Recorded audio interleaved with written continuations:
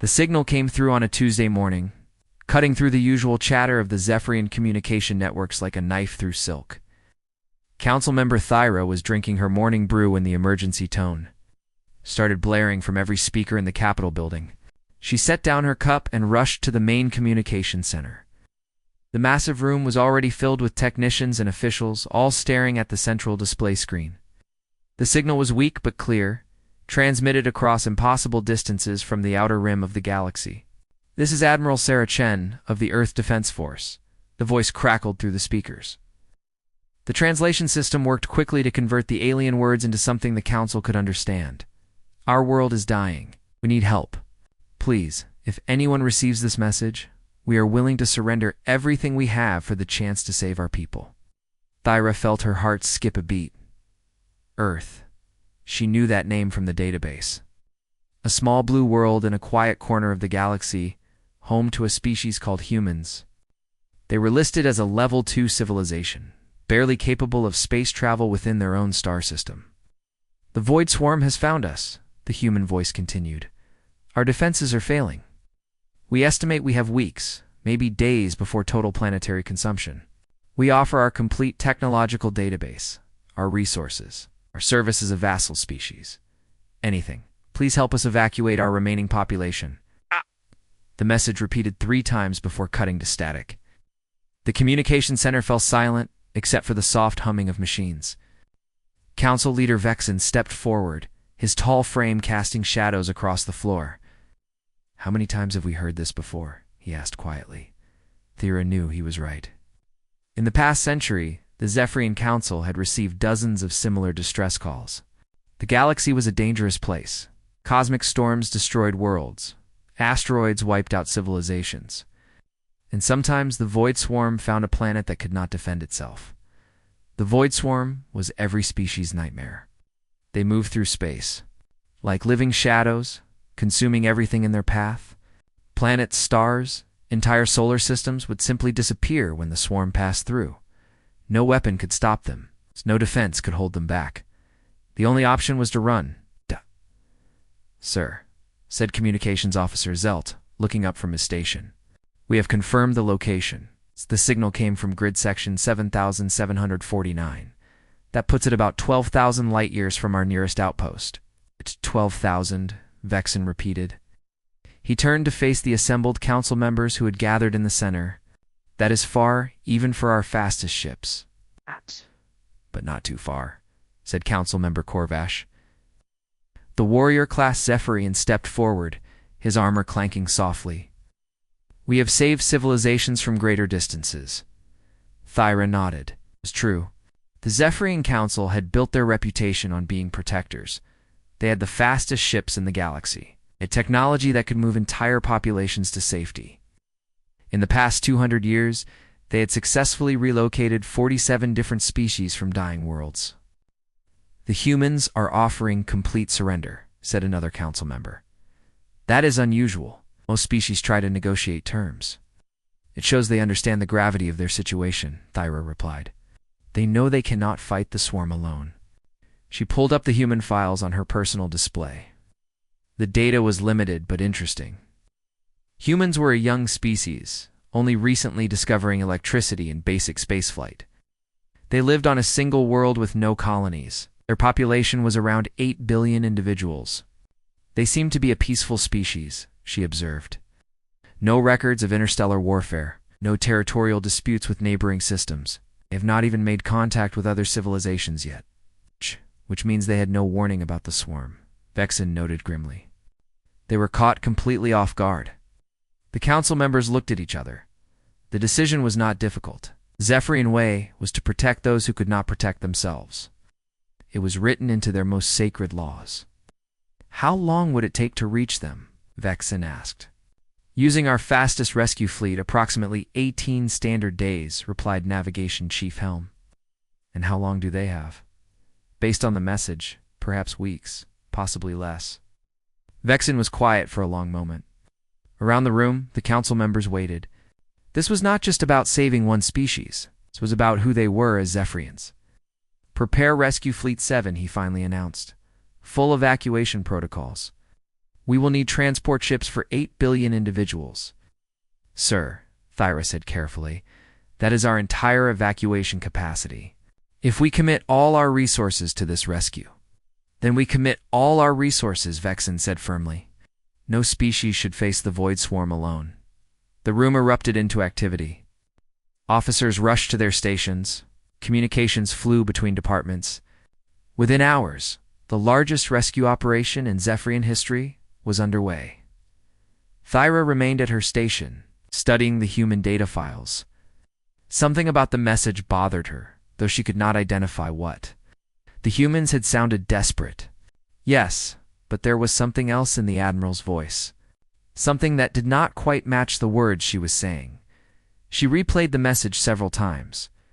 Listening carefully to each word, the human had said their defenses were failing. But there had been no sounds of battle in the background. No explosions or weapons fire, just calm, steady voices, and the soft hum of what sounded like very advanced machinery. For a Level 2 civilization facing extinction, the humans seemed remarkably organized. Thyra shook her head and returned to her work. She was probably imagining things. When facing the void swarm, any species would focus on survival above all else. The humans were simply being efficient with their final days. Still, she watched the rescue fleet launch into hyperspace. She could not shake the feeling that they were flying towards something far more complicated than a simple evacuation. The fleet would reach human space in 18 days. Thyra found herself counting down the hours, wondering what they would find when they arrived at the small blue world that had sent such a desperate plea for help. She never imagined that the humans might be counting down to something entirely different. Captain Veltar stood on the bridge of the rescue ship Starlight as it dropped out of hyperspace at the edge of the human solar system. He had led 17 successful evacuations in his career. He knew what to expect when arriving at a world under attack by the Void Swarm. He expected to see burning planets, ships fleeing in panic, the terrible black clouds of the swarm consuming everything in their path. He expected desperate radio calls and the chaos of a dying civilization. What he saw instead made him freeze in place. "Sir," said his navigation. "Officer, we are detecting the void swarm, but the readings are ... unusual." Veltar looked at the main display screen. There, near the third planet's moon, was a perfect sphere of writhing darkness. The void swarm was contained within it, like water in a glass bowl. Round the sphere, human ships moved in careful patterns, their weapons pointed inward. "How is this possible?" whispered Science Officer Kira from her station.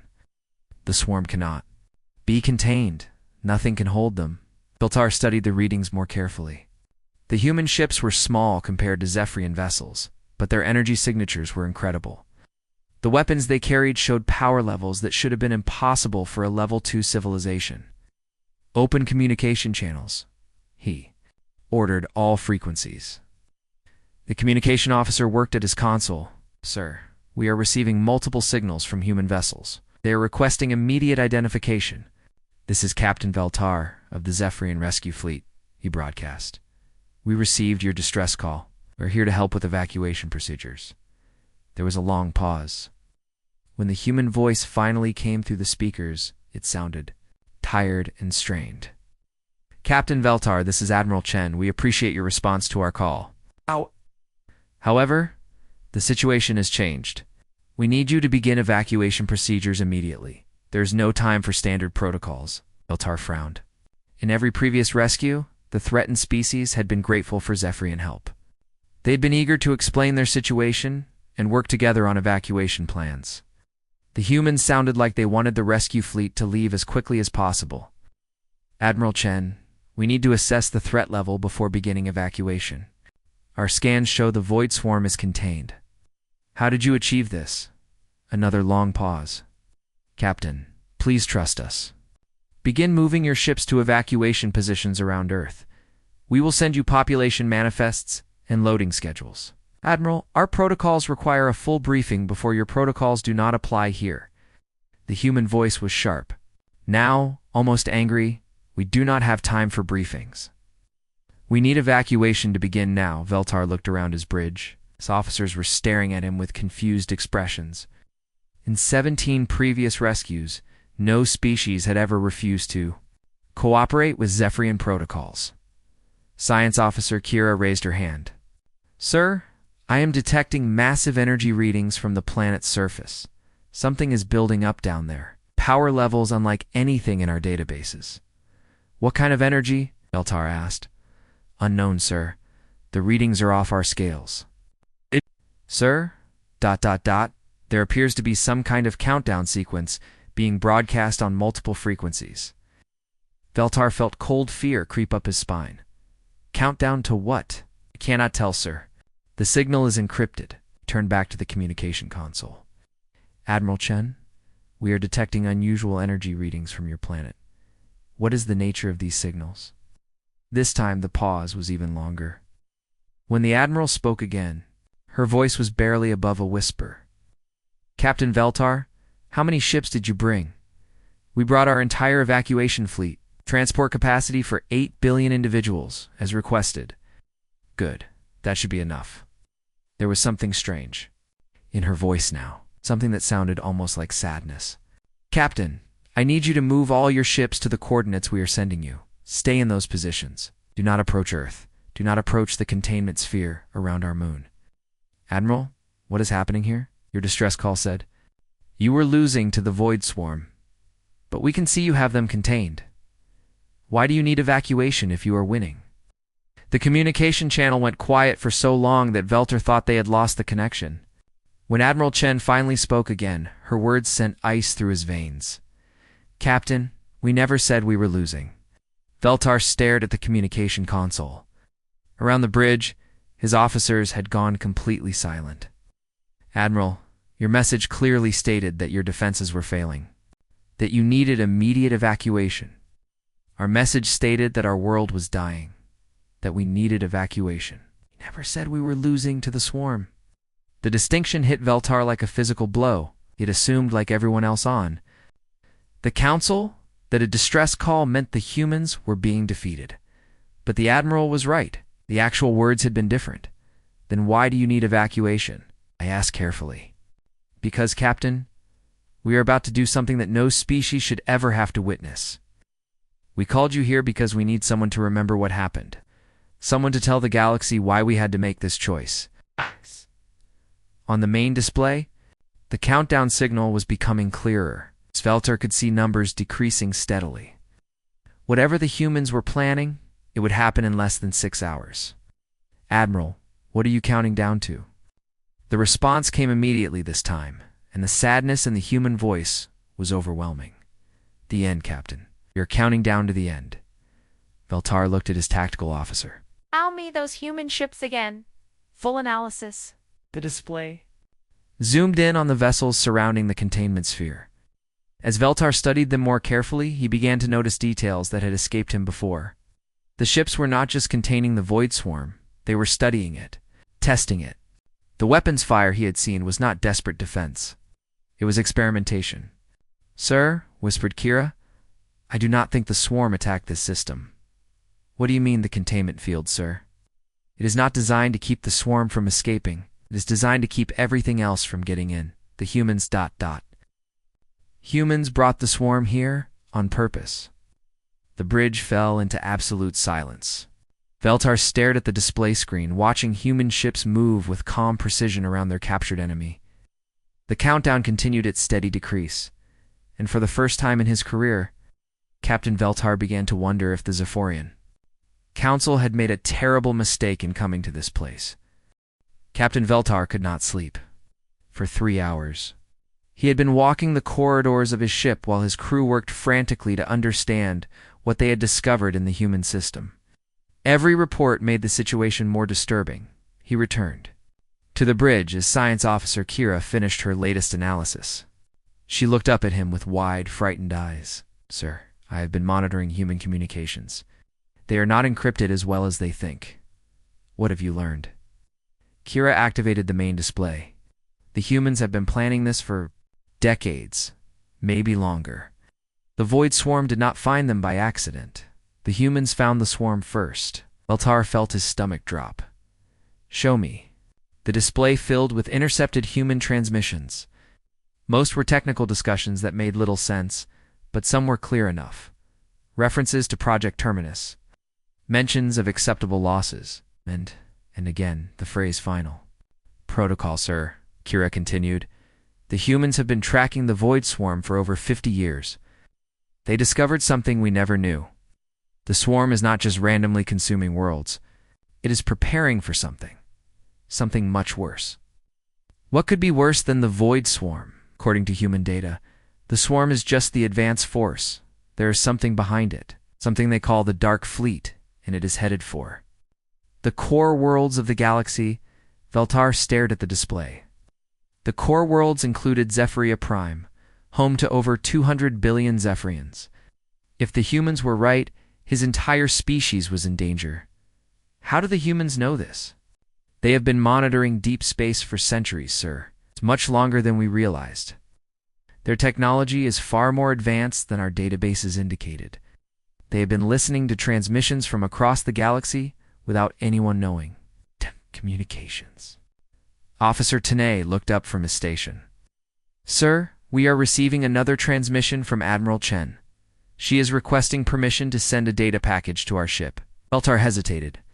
Every instinct told him that accepting human data was dangerous.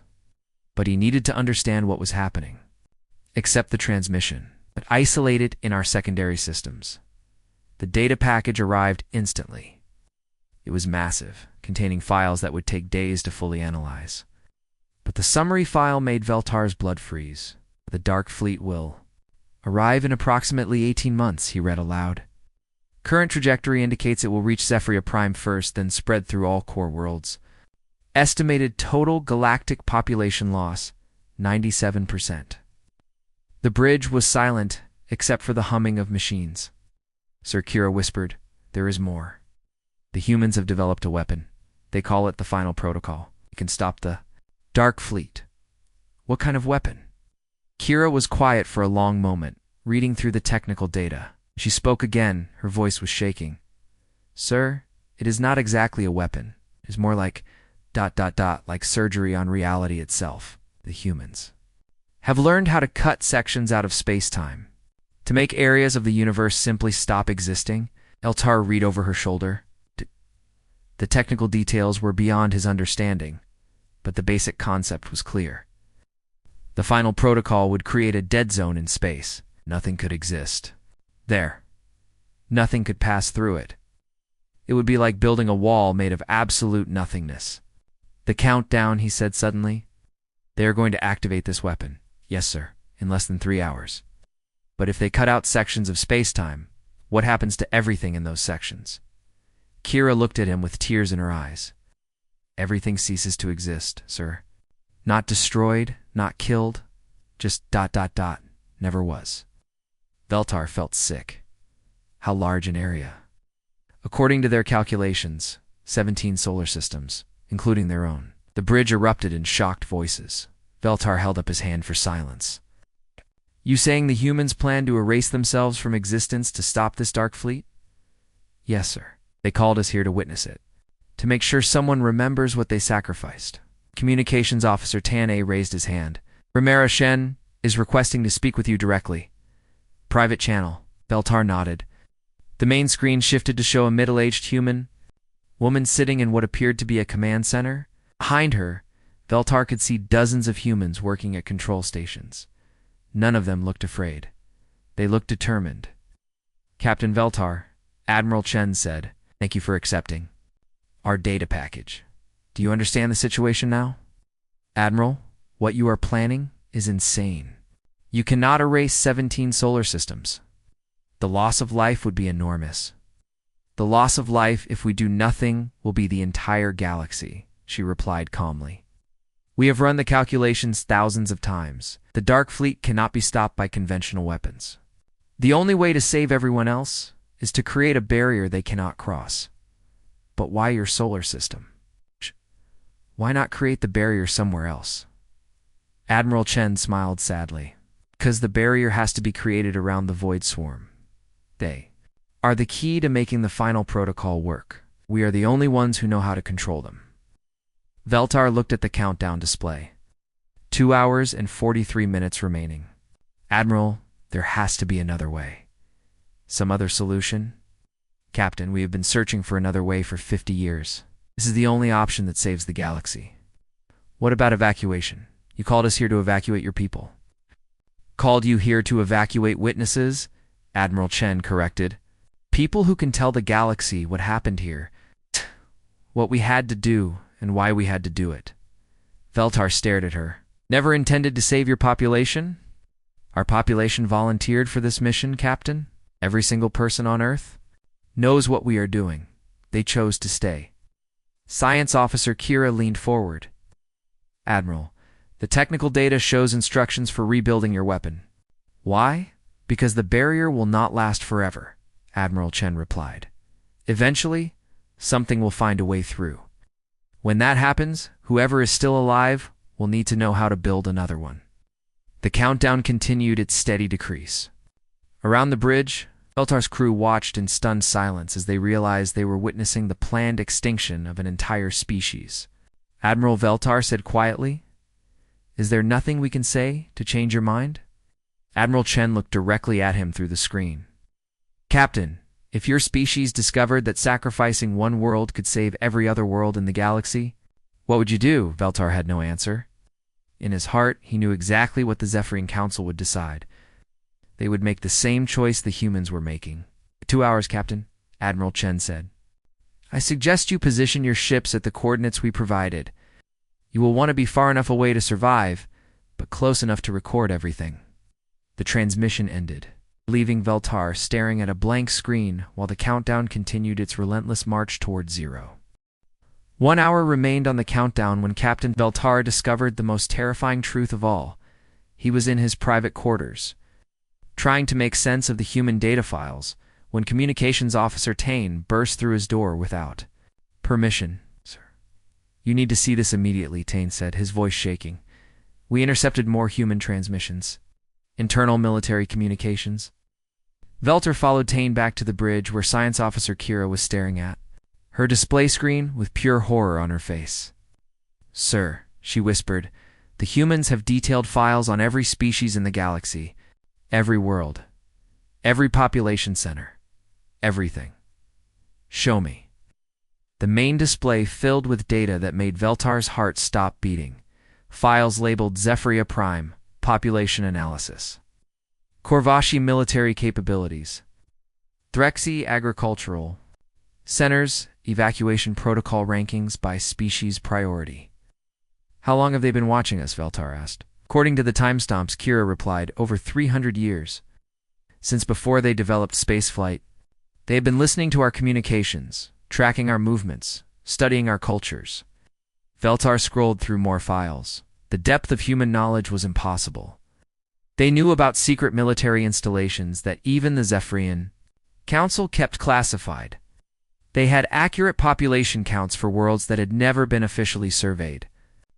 They knew about trade routes, political tensions, even personal relationships between galactic leaders. Sertani said, there is more. The evacuation protocols they mentioned. They have prepared detailed plans for relocating every major species. In the galaxy? What do you mean? Kira activated another display. The humans have identified safe zones throughout the galaxy. Areas that will be protected from the Dark Fleet after the final protocol activates. They have calculated exact transportation. Requirements for moving entire populations. Veltar stared at the evacuation plans. They were incredibly detailed. Ships needed, fuel requirements, food supplies, temporary housing on safe worlds. The humans had even identified which species could live together and which needed to be kept separate. They have been planning to save everyone, he realized. Not everyone, sir, Kira said quietly. Look at this file. She opened a document labeled Acceptable Losses Analysis. Veltar read through it with growing dread. The humans had calculated that saving the galaxy would require sacrificing approximately 12 billion lives. Most of those would be humans, but the list included populations from 16 other worlds that were too close to the planned dead zone. They knew other species would die, Veltar whispered. Yes, sir. They made the decision that 12 billion. Deaths were acceptable to prevent 97% galactic extinction. Communications Officer Tani looked up from his station. Sir, we are receiving priority transmissions from multiple human facilities on Earth. They are broadcasting on emergency frequencies. Put them through. The speakers filled with voices from across the human world, scientists in what they called Antarctica, a military commander in North America, civilian coordinator in Asia. All of them were giving final reports. Final protocol preparations complete in Sector 7, quantum resonance chambers at maximum efficiency. Population centers. Confirm all volunteers are in position. Countdown at 57 minutes and holding for final authorization. Veltar listened to the calm, professional voices of people preparing for their own extinction. There was no panic, no fear. Just the quiet efficiency of a species that had made peace with what they had to do. Admiral Chen is requesting communication, Sir Tane announced. The main screen showed Admiral Chen again, but this time, Veltar could see more of the command center behind her. Hundreds of humans were working at stations, monitoring displays, coordinating the most complex operation in galactic history. Captain Veltar, Admiral Chen said, I need to share the final piece of information with you. The real reason we called. You hear, what more could there be, Admiral? The Dark Fleet is not just coming to destroy the galaxy, Captain. It is coming because it was called here. Veltar felt cold fear grip his chest. Called by whom? By us, by humanity. 50 years ago, when we first detected the Void Swarm, we made a mistake. We tried to communicate with them, thought we could learn from them, maybe even make peace. Instead, our transmissions were detected by their masters. The Dark Fleet changed course to investigate. The bridge fell silent. Veltar stared at Admiral Chen, understanding finally washing over him. You brought this threat to the galaxy, he said. Yes, and that is why we have to be the ones to stop it. Admiral Chen's voice was heavy with guilt. We cannot ask other species to pay for our mistake. This is our responsibility. But why tell us this? Why not keep it secret? Because, Captain, you need to understand that this is not just about stopping the Dark Fleet. This is about justice. Humanity caused this problem. Humanity will solve it. Veltar looked at the countdown. 42 minutes remaining.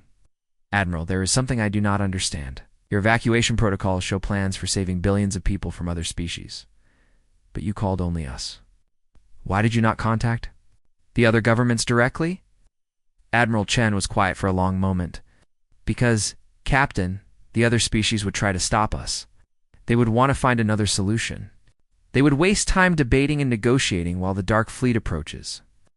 Only the Zephyrian Council would understand the necessity of sacrifice for the greater good. Gosh. You chose us to be witnesses because you knew we would not interfere. Gosh. Chose you because you are protectors, Captain, like us. When you return to the galaxy, you will make sure the evacuation protocols are followed. You will make sure the surviving species rebuild properly. You'll make sure the barrier holds. The countdown reached 40 minutes. Around the human command center, Veltar could see people embracing each other, saying goodbye. Preparing for the end, Admiral, Veltar said. I want you to know that we will remember. The galaxy will know what humanity sacrificed. Admiral Chen smiled. That is all we can ask for, Captain. That and one more thing. What? Promise us that if the barrier ever fails, if something finds a way through, you will build another one, no matter the cost. Veltar looked around his bridge at his crew, who were all staring at him. He thought about Zephyria Prime, about the billions of people who would live because of what the humans were about to do. We promise, Admiral, we will protect the galaxy. Thank you, Captain. 13 minutes remaining. You should move your ships to minimum safe distance now. The transmission ended. Veltar turned to his navigation officer. Set course for the coordinates Admiral Chen provided. Maximum speed. As his ship moved away from Earth, Veltar watched. The blue world grows smaller on his display screen. Somewhere down there, 8 billion humans were spending their final minutes saying goodbye to a universe they would never see again, and they were doing it to save everyone else. The countdown reached 0 at exactly 14:32 Galactic Standard Time. Captain Veltar stood on his bridge. watching the display screen that showed the human solar system from their safe distance of 50 light-years away. His entire crew was silent, waiting for something they could not imagine. For 30 seconds, nothing happened. Then reality broke. The change started small. A shimmer in space around Earth's moon, like heat waves rising from hot ground. The containment sphere holding the void swarm began to pulse with strange colors that had no names. "Sir," Science Officer Kira whispered, "I am reading energy levels. That should not be possible. The humans are somehow making space itself unstable." On the display, the shimmer spread outward like ripples in a pond. But these ripples were not moving through water, and they were moving through the fabric of space-time itself. As the ripples touched each star system in the area, something impossible happened. The stars did not explode. They did not collapse. They simply stopped being there. "Record everything," Veltar ordered. "The galaxy must see this." The first star to disappear was Earth's sun. One moment it was shining bright yellow in the center of the system. The next moment there was nothing where it had been. Not darkness, not empty space. Just nothing at all. Earth followed seconds later. The blue world that had been home to 8 billion humans flickered once and then ceased to exist. Not destroyed, not broken apart. Simply edited out of reality as if it had never been there in the first place. "Sir," Kira reported, her voice shaking. "The ripple effect is expanding. Multiple star systems are being affected." Veltar watched in horror as 17 star systems winked out of existence in perfect sequence. Billions of years of stellar evolution, countless worlds. All of it gone in minutes. But the most terrifying part was the silence. There were no explosions, no death screams, no final transmissions. The humans and everything else in those systems simply stopped existing. The universe moved on as if they had never been born. "Sir," Communications Officer Tane called out, "we are detecting something approaching the dead zone." A new display activated, showing deep space beyond the affected area. Something vast and dark was moving toward the expanding zone of nothingness. The dark fleet that the humans had warned them about. Veltar held his breath as the first dark ships reached the edge of the dead zone. The moment they touched the barrier, they stopped. Not destroyed, not turned back. They simply could not move forward. The laws of physics that allowed them to exist had been erased from that region of space. "It worked," he whispered. "The barrier is holding." Behind the stopped ships, Veltar could see more of the dark fleet. Thousands of vessels stretching back into deep space. All of them brought to a complete halt by humanity's final sacrifice. "Sir," Kira said, "we are receiving a transmission. It appears to be automated." "From where?" "Unknown, sir. The signal is broadcasting from the edge of the dead zone, but there is nothing there to broadcast it. Put it through." Admiral Chen's voice filled the bridge one final time. But this was a recording, prepared before the final protocol activated. "If you are receiving this message, it means the barrier has been successfully created. The Dark Fleet has been stopped." For now, Veltar listened to the voice of a woman who no longer existed. "Captain Veltar, the data package we sent you contains everything you need to know. Evacuation protocols for all species. Instructions for rebuilding our weapon if the barrier ever fails. And most importantly, the locations of safe worlds where the galaxy can rebuild." The recording paused, and when it continued, Admiral Chen's voice was softer. "We know this is a terrible burden to place on you. You are protectors, like we tried to be. The galaxy will need guidance in the years to come. Fear will make people do stupid things. As some will try to study the barrier, others will want to find ways around it. You must stop them." Another pause. "The barrier will hold for approximately 5,000 years. After that, it will begin to weaken. When it fails, the Dark Fleet will continue their journey toward the core worlds. By then, the galaxy must be ready. You must be ready." Veltar looked around his bridge. His crew was staring at him with the weight of an entire galaxy's future. In their eyes, "There is one more thing," Admiral Chen's voice continued. "In the data package, you will find the coordinates for a world we call Haven. It is far from here in a safe region of the galaxy. We've been preparing it for 300 years. Food production facilities, living quarters, everything needed to support refugee populations. The recording was almost finished. Captain, we have given you the tools to save the galaxy. Use them wisely. Do not let our sacrifice be meaningless. And please, remember us as we were, not as what we had to become. The transmission ended with a soft click, leaving the bridge in absolute silence. For long minutes, nobody spoke. They all stared at the empty space where 17 star systems had existed just an hour before. The barrier shimmered faintly, like a scar across the universe.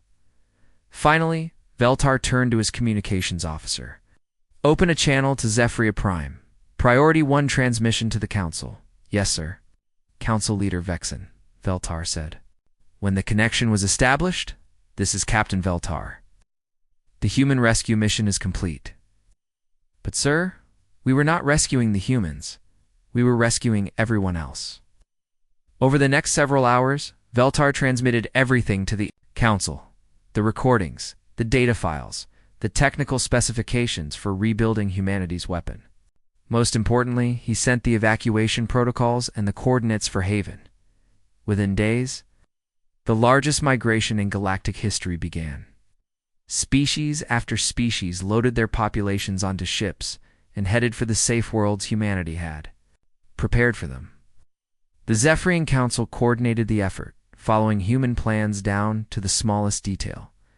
Years passed, the galaxy rebuilt itself in the shadow of the barrier. New cities rose on Haven and the other safe worlds.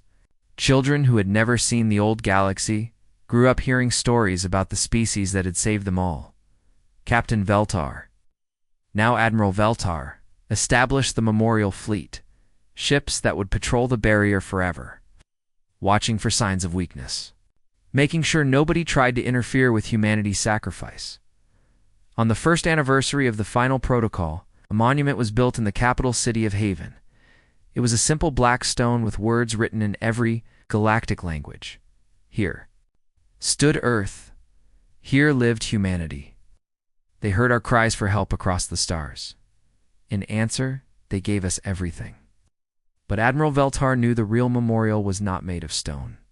It was the billions of lives continuing to exist because 8 billion humans had chosen to stop existing every day.